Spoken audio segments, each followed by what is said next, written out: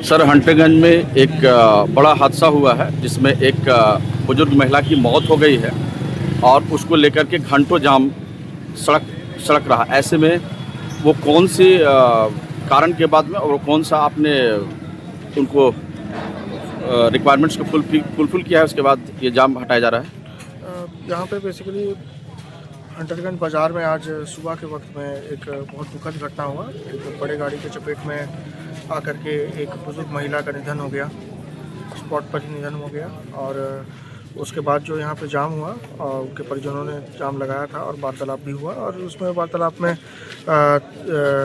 हमारे सीओ साहब भी थे, मैं एज ए वीडियो भी था, और इंस्पेक्टर साहब भी थे थाना से, और हमारे समाज के जो गणमान्य जनप्रतिनिधिगण हैं वो भी उपस्थित थे।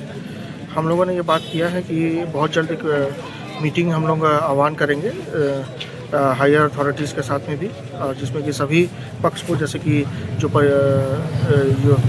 परिचालक हैं हैवी व्हीकल्स के, और जो स्थानीय लोग हैं और जो व्यावसायिक लोग हैं बाज़ार के, सबको हम लोग उस बैठक में हम लोग बुलाएंगे। और बैठक में हम लोग कागज़ कलम में हम लोग इस चीज़ को लेंगे कि किस प्रकार से कहाँ हम लोग को सुधारात्मक कदम उठाने की आवश्यकता है और किस प्रकार से कि भविष्य में इस प्रकार की घटना ना हो, इस पर हम लोग क्या क्या कार्रवाई कर सकते हैं। बिल्कुल जल्दी ये बैठक होगी। बिल्कुल सर, एक और सवाल आपसे है कि जैसा कि आप देखते हैं कि अर्ली मॉर्निंग में जो हाईवा होता है वो ओवरटेक की स्थिति में होता है और उस वक्त लोग जो है से वॉकिंग के लिए अपने घरों से निकलते हैं, महिलाएं हो या पुरुष हो, जो भी हो।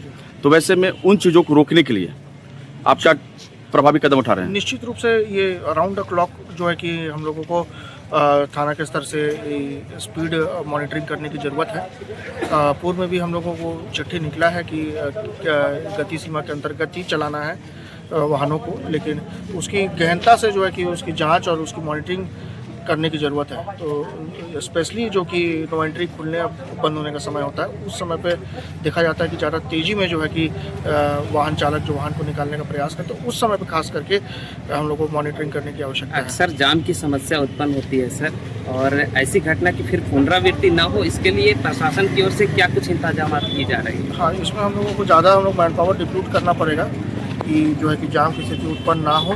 और परिचालन जो है कि सकरा रोड भी है, तो दोनों तरफ से वाहनों का आवागमन हो सके, इसके लिए जो है कि तैनाती यहाँ पे ज़रूरी है, वो करेंगे हम लोग।